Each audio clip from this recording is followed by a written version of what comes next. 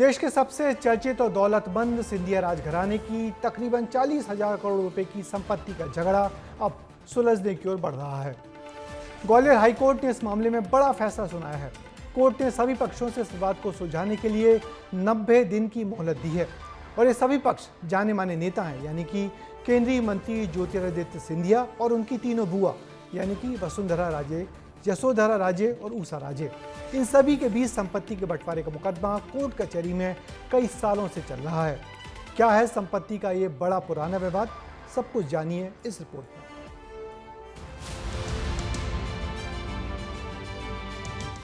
देश में सबसे चर्चित सिंधिया राजघराने का 40,000 करोड़ का संपत्ति विवाद जल्द सुलझ सकता है। ग्वालियर हाईकोर्ट ने इस विवाद में बड़ा फैसला सुनाया है। केंद्रीय मंत्री ज्योतिरादित्य सिंधिया और उनकी तीनों बुआ वसुंधरा राजे, यशोधरा राजे और उषा राजे को आपसी सहमति से विवाद सुलझाने के लिए 90 दिन की मोहलत दी है। इस प्रकरण में सुप्रीम कोर्ट के अधिवक्ता श्री संदीप ग्रोवर, जिन्होंने वीसी के माध्यम से बहस की है और ये रिवीजन में ये आदेश हुआ है कि 90 दिन के अंदर अधीनस्थ न्यायालय में कंप्रोमाइज पेश कर प्रकरण का निराकरण। ज्योतिरादित्य सिंधिया और उनकी बुआओं के बीच प्रॉपर्टी का ये विवाद करीब 1.5 दशक पुराना है। विवाद साल 2010 में शुरू हुआ था, जब वसुंधरा राजे, यशोधरा और उषा राजे ने अपने भतीजे ज्योतिरादित्य सिंधिया के खिलाफ कोर्ट में मामला दर्ज कराया था। उनकी दलील थी कि उनके पिता की संपत्ति में बेटियों का भी बराबरी का हक है। दूसरी ओर ज्योतिरादित्य ने भी इस संपत्ति पर अपना अधिकार जताया।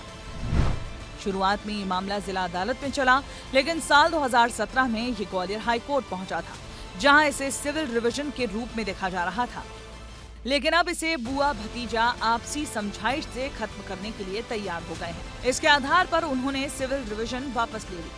सिंधिया परिवार के पास सबसे बड़ी संपत्ति 12,40,000 वर्ग फीट में बना जय विलास पैलेस है, जिसकी कीमत 10,000 करोड़ रुपए के करीब है। इसमें 400 कमरे हैं। 1874 में बने इस पैलेस की उस समय 99 लाख रुपए लागत आई थी।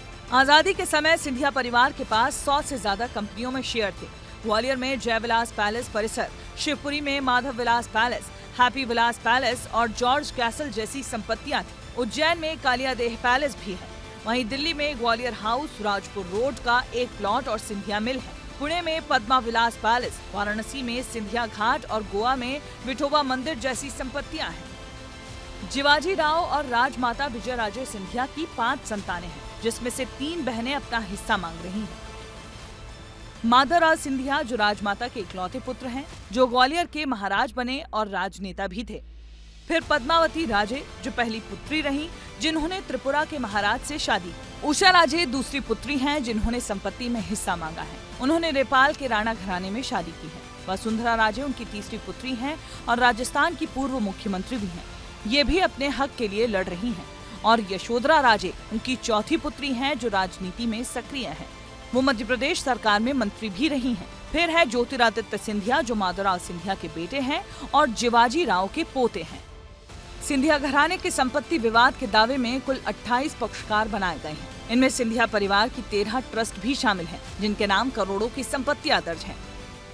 ये संपत्ति विवाद 1.5 दशक से लगातार जारी है। साल 2010 में सिंधिया राजघराने की बुआओं केंद्रीय मंत्री ज्योतिरादित्य सिंधिया के खिलाफ वादा पत्र दायर किया था।